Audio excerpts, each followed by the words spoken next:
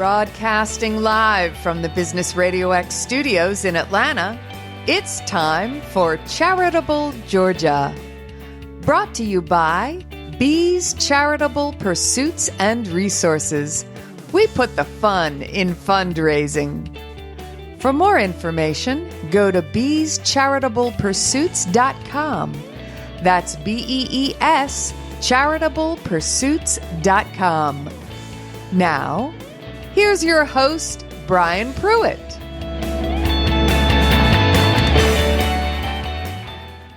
Good, fabulous Friday morning to you out there in the listening world. We got three more fabulous folks. I have to apologize for my voice. First of all, the pollen is early on me this year, so it's kind of kicking my butt at the moment. But for those of you first time tuning in, this is Charitable Georgia. It's stories about individuals, businesses, nonprofits doing great things in the community. So welcome to Charitable Georgia. My first guest this morning is Chaplain Lindy Earl from TurnAbout 180.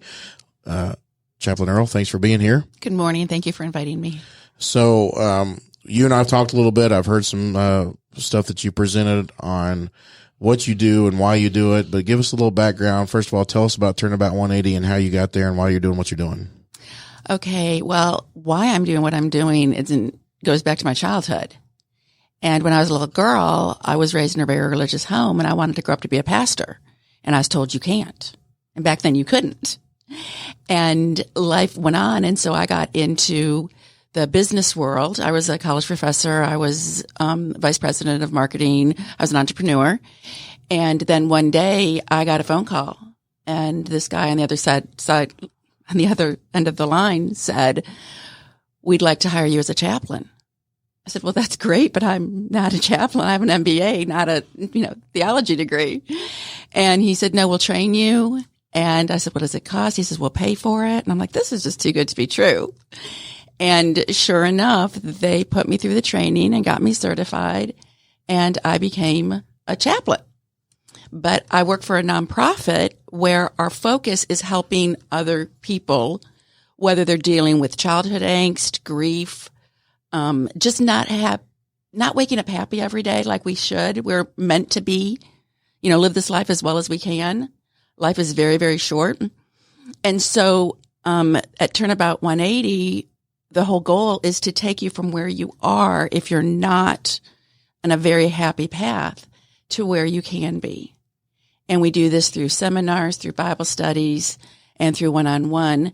And we work both with individuals, but we're business chaplains, so we love to work with companies. And so we have clients who invite us in, and once or twice a month, it can be as often as once a week, we go into companies and we give a Bible study or we give a presentation. Brian, you were there for my presentation on communication, where we talked about we talked about the different ways to communicate and how you accidentally communicate very often and what you don't mean to say. And so we go in and we give these seminars to employees. And then we make ourselves available for one-on-one interaction. People can talk about anything from their childhoods to not liking their bosses to what's going on in the world today, because we're there for whatever. We meet you where you are. And a lot of people are still dealing with grief.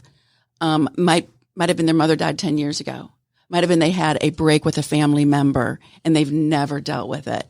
Or it could be that they need a new job. We have counseled people through, I hate my job, I'm not happy here. Okay, well, rather than just quitting, why don't we work with your employer to see how we can make you happy? One of the benefits of having a chaplain in your office is that retention increases greatly, attrition therefore drops, absenteeism drops, workplace violence drops, employee conflict drops, employee satisfaction improves, which means customer satisfaction improves. What a great benefit is that you have happier customers because you invested with the benefit of having a chaplain in-house. So when you do that with the businesses, are you there particular times during the day? Or are you there? Does somebody bring you on for a certain amount of time during the month, or how does that work? Well, normally they choose a couple times a month. They'll say, okay, we want you here every Tuesday morning from 8 to noon, or we want you here on Wednesday afternoons from 1 to 5. And you can find the prices for this on TurnAbout180.org. And you can have us there for the entire day. Most people have us in twice a month. That's the norm. So when you and I talked, you have something in common with myself, that you were a marketing professor at KSU. I took marketing classes at KSU, but I didn't have you. So how is this, how do you see the difference from the marketing aspect, or is it helping you having that marketing background doing this? The marketing background has definitely helped me with the social media side. I understand the importance. I'm very sad how few people understand what marketing really is. They confuse advertising with marketing, sales with marketing. True marketing is learning what the customer wants, finding a way of providing that at a price affordable to them, but profitable for the company. That's true marketing. And when companies understand this and stop calling sales marketing, sales is a very important function, but it's not marketing. So that's one of the joys when I'm talking to C-levels and they want to talk about, okay, I can't decide what to do. I have a business background, so I understand, well, what are the ramifications and what's your return on investment and what's, I get it all. I get the marketing, I get the accounting, the finance, operations. This is going to have an effect on your personnel. What is that going to mean?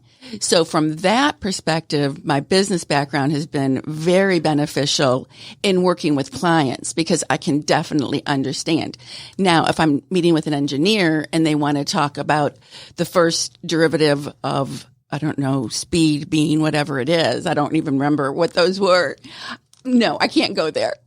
Because in the business world, the first derivative of total cost is marginal cost. That's how I understand it.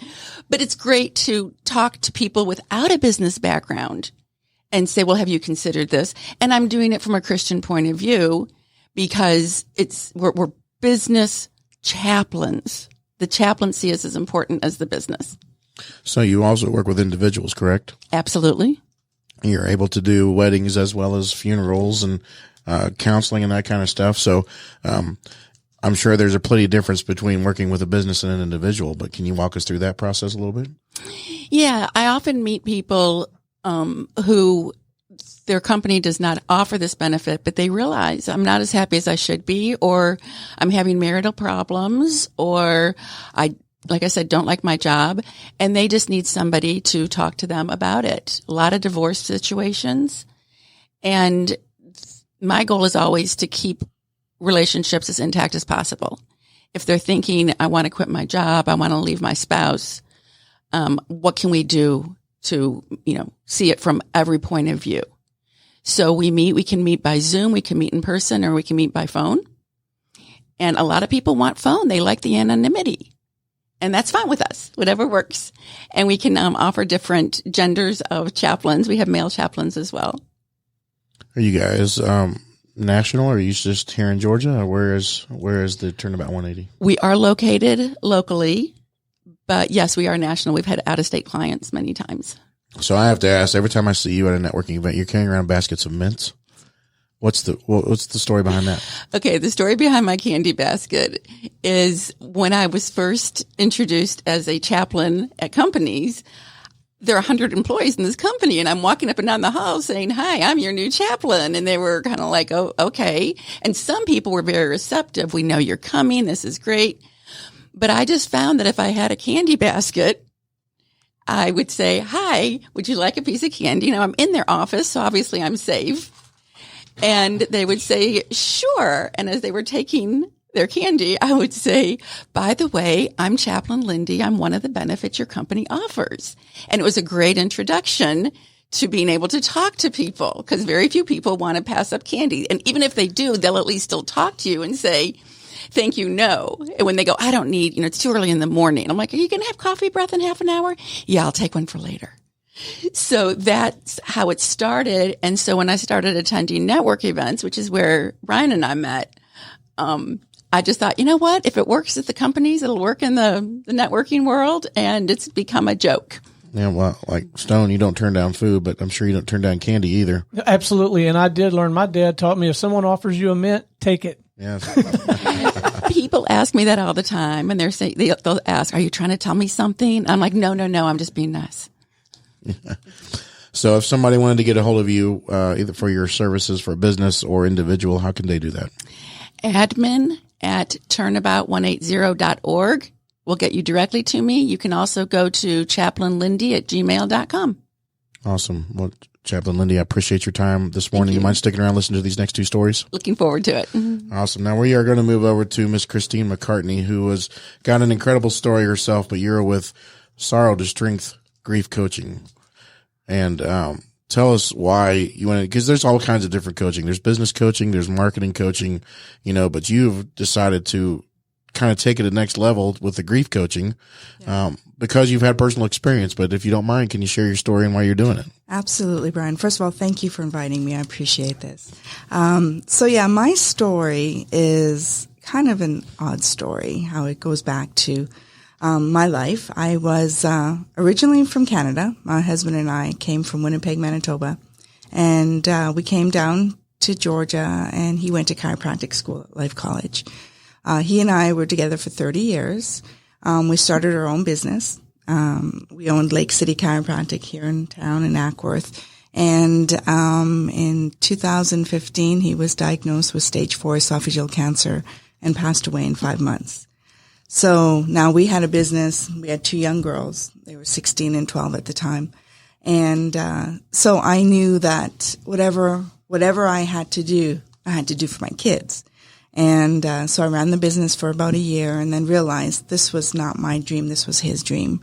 And that I decided I was going to sell the business, which I did. Took time off to grieve.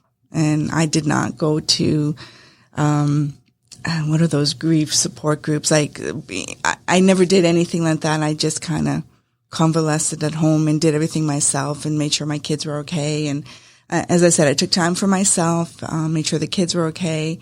But then I decided it was a God thing, because for about a month, you probably don't even know this, but for about a month, every night I was getting like a push. I felt it. And it was like, you need to start a widows group, a grief group. And I am not a leader per se, but I knew that God was wanting me to do something. So I went to my pastor and I said, you know me, this is not me, but I feel like God's telling me I need to start a widows group. But I don't want to just do widows. I want to do widows and widowers. And he goes, yes, we need that. So this is how Soar to Strength started. At that point, then I decided I wanted to go to school to become a life coach. And the instant I went back to school, and everyone's, as you said, there's different coaching. There could be health coaching, physical, all business coaches and stuff. And I knew immediately what I wanted to do, and that my niche was going to be grief. And I remember the professors there were saying, you have no idea how much this is needed. And I said, well, I'm just doing this because if I could help one person go through peacefully what I've gone through, that would make my heart feel great. And so hence that's how I started Soar to Strength. And now grief, I can help people, because grief is not just a loss of a loved one. It could be any kind of loss. It could be a divorce. It could be a loss of a job, as Chaplain had said. It could be a pet. It could be any kind of change. Or any of us who have gone through COVID, our whole lives have changed during COVID. So I can help people kind of guide them to find joy back in their life again, and how to take those steps.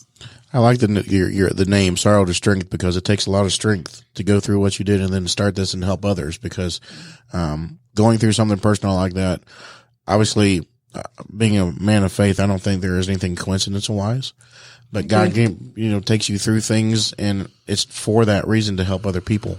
Yeah. As you mentioned, it could be a loss of a spouse, it could be a loss of a job. The way you handle grief, needs to be talked about because a lot of people don't handle grief the right way. Oh, a lot of people don't even, it's taboo. It's like, it's expected that, it happened 6 months ago. You should be over it. But every individual is different. Everyone has to go through the process. There's all these different levels of grief, and that you could be stuck in one level and not know how to move forward. And that's where I can kind of come in and let you have the steps. Now, there is a difference between counseling and coaching. So counseling, they help get the person's mind wrapped around the tragedy and understanding and everything like that. What I do is I acknowledge that, and I can tell if they are ready to move forward, because you have to be ready to move forward in your life. Otherwise, this won't work. But I kind of help them move forward, get unstuck is kind of my term that I use. I like how you talked about people 6 months get over it. So it'll be 23 years in June that my dad passed away of unexpectedly a heart attack at my cousin's wedding reception. Oh my goodness. And my mother was working, I won't say where, but she was still working at a place, and her boss came to her 3 weeks afterwards and said, it's been 3 weeks, get over it. Oh my, really? And the interesting thing was a couple weeks later, we had to have our dog put down, and he was so more in tune of saying, well, you should go be with the dog. And my mom looked at him and said, Wow. Anyway. So do you work just in a particular area, or where all can you? No, I do most of my sessions either on phone or Zoom, or I could meet somebody. So with Zoom, I could have a client in Egypt. It doesn't matter because it's over the telephone. So I can have anybody that's dealing with loss, anytime, anywhere. If somebody's listening to you right now and they are going through something, can you just give a brief nugget of what somebody might be able to do to, we'll get to how they get in touch with you, but just a brief nugget of somebody might be going through something. Yeah, absolutely. One of the things, and this is something that I've tell my clients a lot, is because you're struggling with how to go forward. One of the biggest things that I want everyone to kind of do, and you don't even have to be going through grief to do this, it's a joy journal. A lot of people forget how to be happy. Every day, I want you to think about, at the end of the day, what is the one thing that made you smile? Write that down. What this does is every day you do that, you start reading it, and you realize that now you are starting to look around to see what makes you smile. And it could be anything silly. It could be a dog walking down the street, pooping on the sidewalk. Whatever makes you smile, jot it down, because then that is going to retrain your brain to find joy, happiness, laughter. And then soon enough, you're going to start seeing more things like, oh, wow, look at those flowers today. Those are beautiful. They're shining. They're, oh, look at this little boy. So there's lots of things. That's one thing that I kind of tell all my clients is that's the first step to start finding joy again. Awesome. Thanks for that. So you had something exciting happen just before the holidays, right? I did. Yeah. Well. Oh, yeah. Sorry.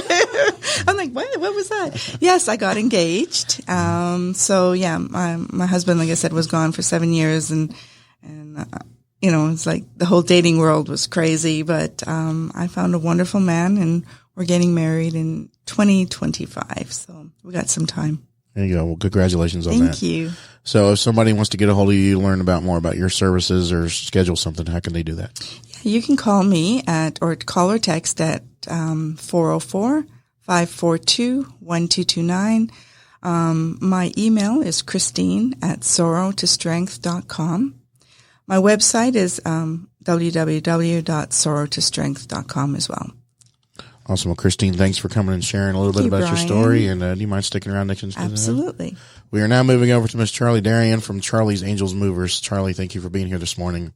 Thank you, Brian. I appreciate the invite. So you do a lot within the community, and we'll talk about all that. But I have to ask, first of all, you've told me a little bit about your story of why you started your business. But I was a fan for many reasons for Charlie's Angels on TV. Yes. But, I get that a lot. Right. So Share a little bit about your story and Charlie's Angels Movers. So it all started 10 years ago. I was looking for a moving company because I was planning a personal move out of my house. Suddenly, I couldn't find one that I would want to do business with. So in reading reviews, East Coast to West Coast, I'm like, man, this is really broken, like on a different level broken. So I thought, that's interesting. Simultaneously, what was happening at my full-time corporate job in the corporate world was I was being passed up on 2 promotions 6 months apart. So when it happened the first time, I thought, let me do what Charlie does, which is go back to the drawing board and work harder and do better. Even though there was kind of a hush over the crowd, like everybody was like, but it was her, but she was next in line. And it was just a known thing. It was a given. So when it didn't happen, I was like, okay, very upset, but let me work harder. 6 months later, they promoted her sister instead of me. And so I thought, this is real. This is, I'm being overlooked and looked over. And I went home and had a nervous breakdown for about a good week. I was very upset that it happened a second time, and I was crying, and I was in my living room, and I got down on my knees and I said, God, give me anything. Give me anything. Sorry. I said, God, give me anything. Put it in my head. Just give me an idea and I'll take it from there. And I don't know what else to say other than it all came together with the combination of what about moving? I didn't know anything about moving, right? I knew business. I knew client service. I knew customer service. I've been doing that for a long time. I didn't know anything about moving other than military background. My father was a medic in the Army, so we moved a lot, but I wasn't, participating in it at that time. So I just ran with the idea. I literally printed some business cards that were free with Vistaprint, if you guys remember Vistaprint. Printed some business cards, and they were very generic. I made a very generic website on Wix, if you remember Wix. I don't know if Wix is still around. And I started showing up at places that might need movers, like storage companies and different things. I started sending them pizza every week and just defining my presence and just showing up. I started networking and plugging into networking events. I made a t-shirt because that's what I could afford. I had $200 in the bank when this all started, right? I made a t-shirt that said Charlie's Angels Movers. I scribbled out my logo one night at 2:00 in the morning, and I sent it to somebody that was much better at drawing than me, and they made it all come together, my box with wings, and I left my corporate job 2 months later, as it were. My phone was ringing enough. I started at the right time. It was during the moving industry's peak season. So my phone was just ringing to the point where I thought, if I leave the 60 hours here and devote it to this, I think I'm going to make this go. I feel like God gave it to me, and I said to God, give it to me and I'm going to take it from here. So I was committed to that. So I left my corporate job, handed them my resignation. They said, Charlie, please don't go. Please don't go now, is what they said. It was a critical time. I said, I'm already gone. And that was it. So it started there, and I spent the next 3 years. I was the only person at the helm other than my field team of movers. So I spent the first year working on all my trucks. So if a client hired a 4-man, 3-man, 2-man team, I was one of 2 or one of 3 or one of 4. So sometimes I'd show up and be met with looks like, you're moving us. So I got that in the beginning, but then when they saw that, yes, I was very as serious about it as the guys were. I could lift anything they could lift. I was up and down 3 flights of stairs, just like they were, armoires, sofas. I was doing it at the same level, but primarily because I had to learn this. I had to dig in. I felt like I needed to just really dig and be in it. So I did that for the first year. And then after the first year, I didn't have to work on my trucks anymore.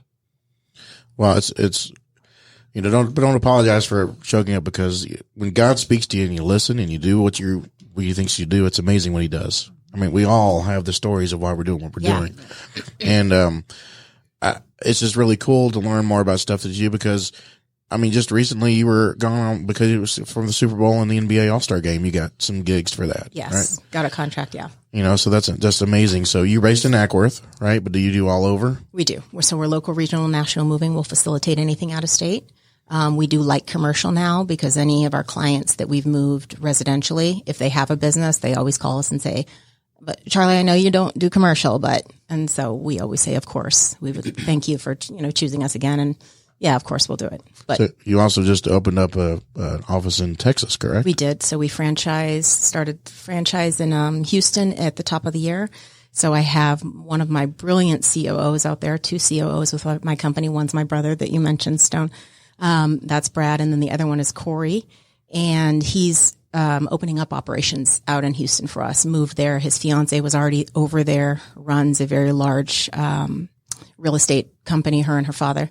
So it just seemed like the perfect fit of what we've had going on. So we've been talking about it for at least the last 2 years and finally launched, and we're ready to move on it in a big way and hopefully just sort of explode in the Houston area is the objective That's from a awesome. marketing standpoint. Congratulations on thank that. you. So I have to ask this too, because every time I see a picture and of you got your little dog. Yes. Tell me about your dog.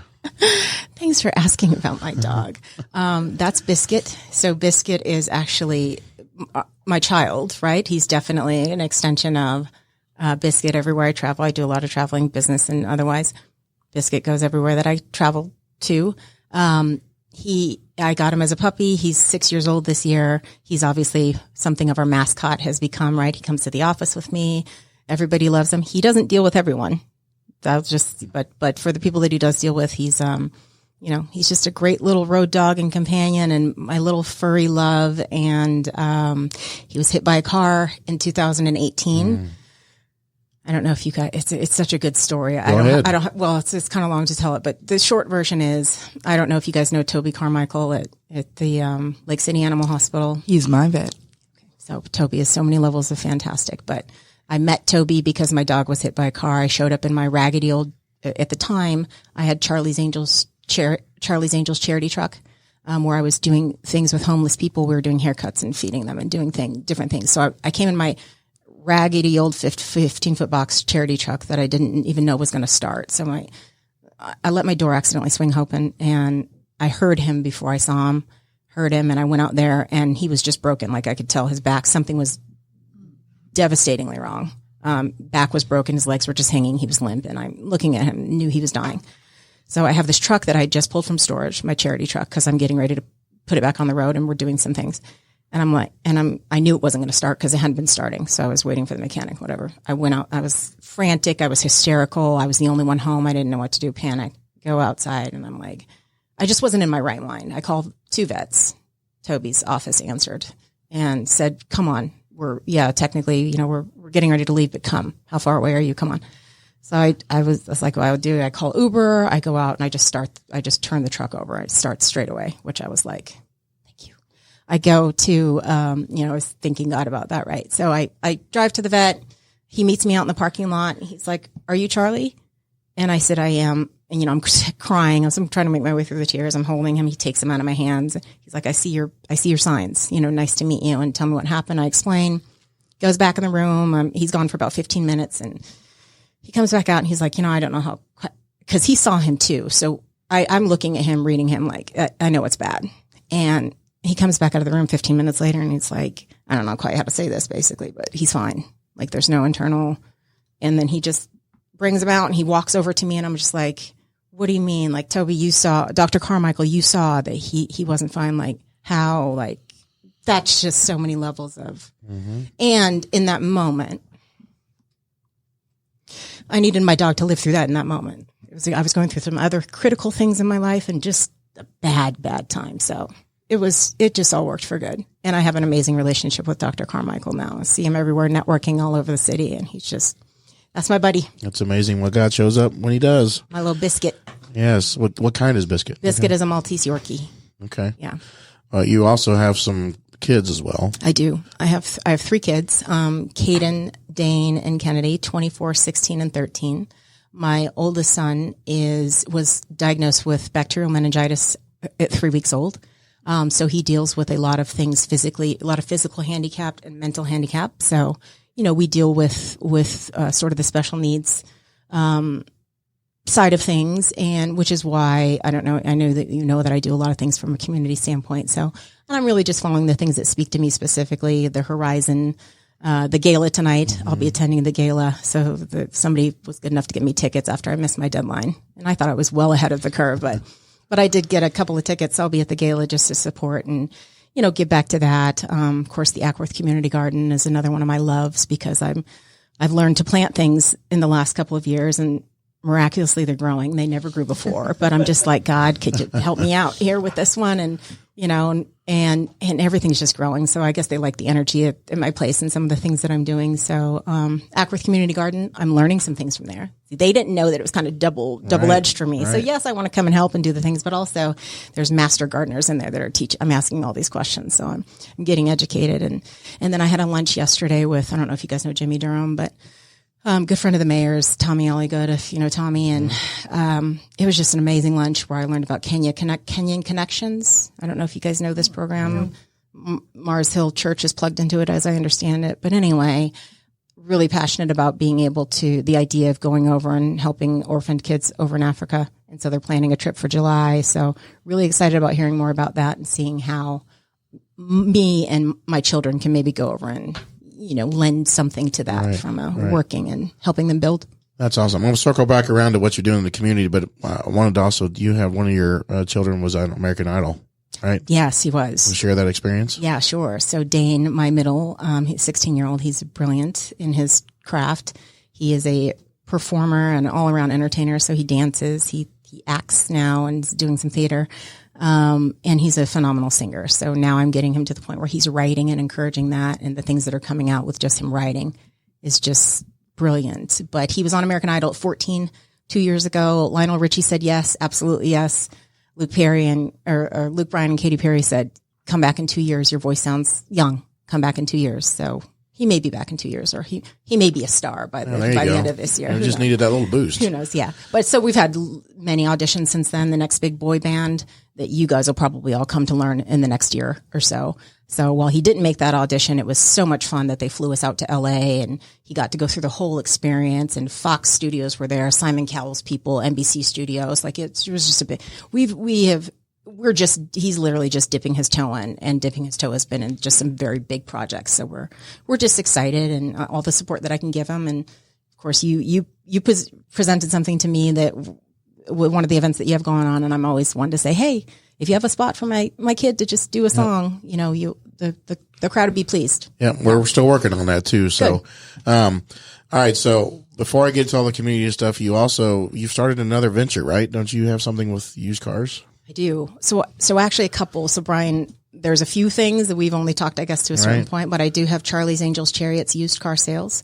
So, which really just stemmed from my field team. When I would hire people for the moving company, 1 in 3 people wouldn't have vehicles. So I'm just like, how do you, this was a thing. I'm noticing that this is a thing to the point where, can I fix that? So I'm always looking at things from can I solve this problem, or can I lend something to this to make it better, leave things better than I found it. So I thought, well, how labor intensive is this to start a car dealership? Let me just start the process. It turns out it's very labor intensive. It's starting a whole nother business, right?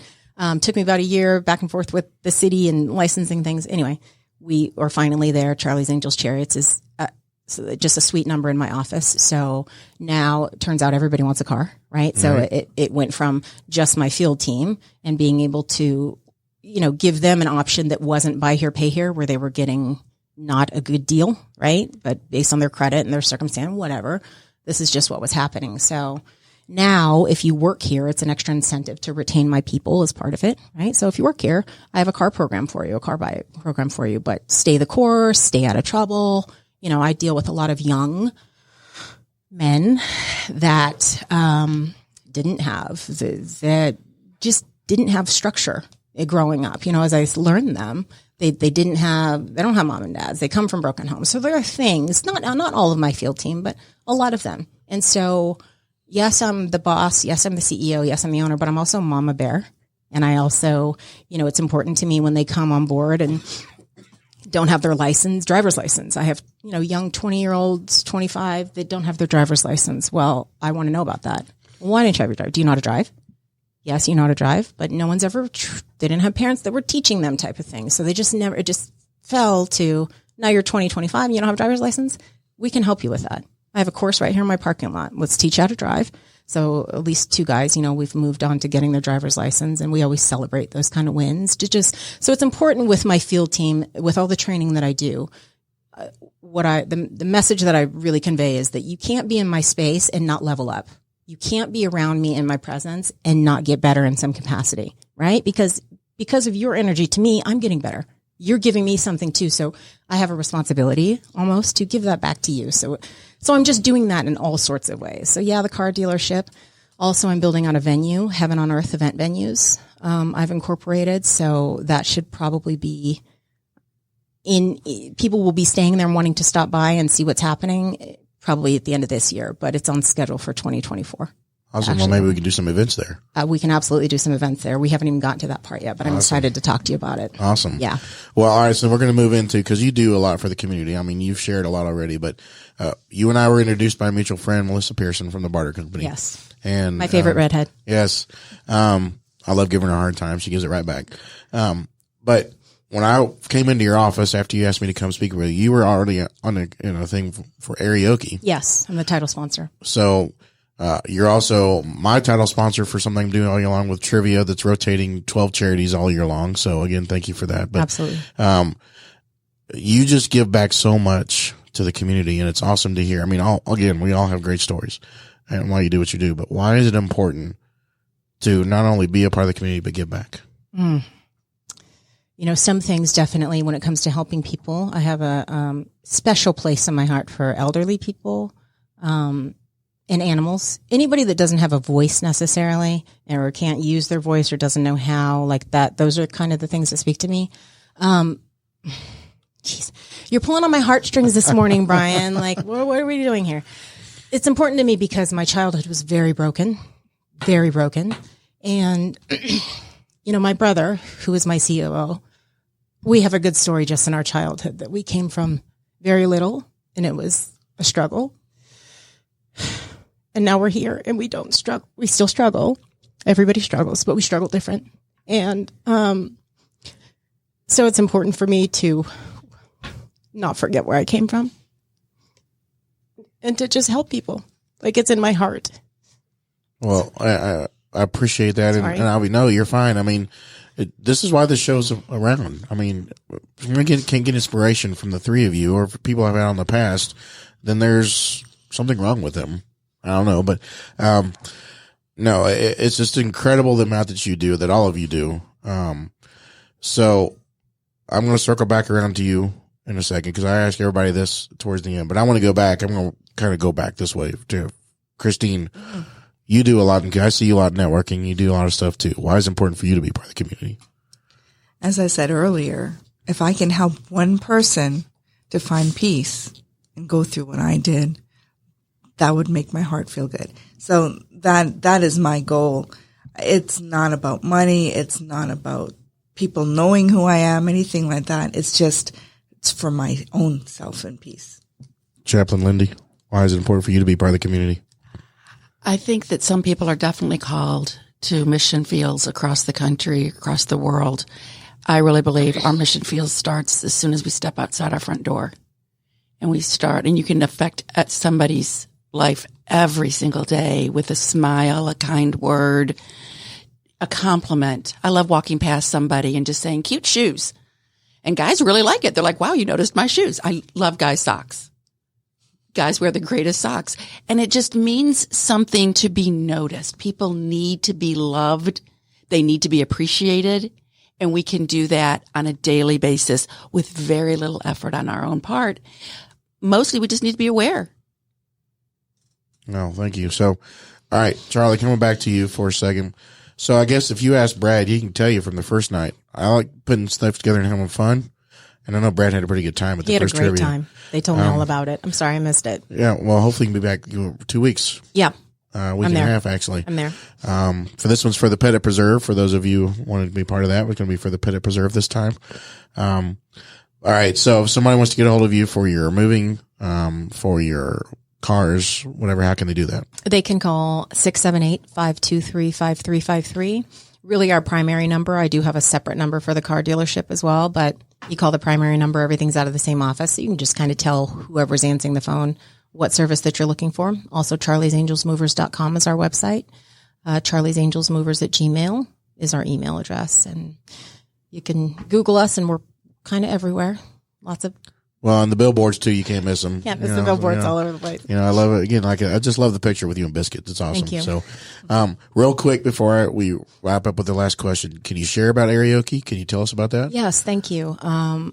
Arioki is the Fallen Heroes Project. So basically anybody that needs resources still or could use some resources, their families from 9/11 and what's sort of transpired from 9/11, proceeds go to support that. So it's something that, let's see, this will be the third year for me as the title sponsor of Arioki. So we're building on it. It gets bigger and bigger. My very good dear friend, Chuck Burge, it's his baby and his brainchild. And when he brought it to me for the first time, I said, that's really fun. That's a great concept to have a charity event at the airport hangar, and just how he kind of tied it together and all the ideas that he had. But it's the Fallen Heroes Project. The money goes for a very good cause. I like the fact that it stays local. So I like to support charities that are in either our city or in our state so that the money stays local. It doesn't have to be that way. I do other things too, but I do like to support that. And it's going to be at the Strand, on Marietta Square, this year, September, we were playing with the dates, but the 30th. Pretty sure that's the date. I've been unplugged from the meetings because I've had this project that I've been working on, but I think last that we heard that we did confirm the 30th, but it's going to be a great event. You guys should buy tickets. My son will sing. There's a conflict, so he can't actually, because I'm the title sponsor, he can't participate in the contest where there's going to be at least a $1,500 prize winner is what it was last year. It might go up this year. But definitely buy tickets early. We're going to sell out. It was such a fun event last year, and we hope to have the support. So how did you guys move from the airport to the Strand? We kind of got kicked out. Oh. Because some people, sometimes, you guys know this, they don't always follow the rules, right? So if it's an airport, if the airport says you can't smoke cigarettes outside over there next to the things that will explode and make you go boom. Oh yeah, I can see that. Right, you can't do that, right? So they take that very seriously, as well they should. Right. And said, because you had certain people, those rascals that weren't following the rules. Yeah, we don't know if we can do this again here. So we just had to be innovative and find something else. Well, we had to pivot. There you go. All right. One last question for the three of you before we wrap this up. I always like to end the show this way. We'll start again back with you, Chaplain Lindy, but I'd like for the three of you to share at least one nugget, one phrase, one word, quote or whatever, so people can live today and the rest of 2023 and beyond with. I would say intentionally live every day of your life. Christine? Fall into your grief. It's okay to be sad, but you need to find a way to come out of it. Charlie? I'm going to quote one of my brilliant mentors, Zig Ziglar, if you know who that is. If you help, he taught me 12 years ago now, and this was a pivotal moment. It changed the trajectory of my entire life. If you help enough other people get what they want, by default, you always get what you want. I grabbed that and got my head around it and shifted all my steps. Well, let me focus on Brian, and then by default, things will fall into place for me. And I promise you that's exactly how things have gone. Most people will learn more of that. We actually use that as a motto for the Carsville Business Club. So it's great. Ziegler? Yep. Good. Yeah. Well, again, guys, I really appreciate you coming, sharing your stories, being a part of this show. Everybody out there listening, let's remember, let's be positive, let's be charitable.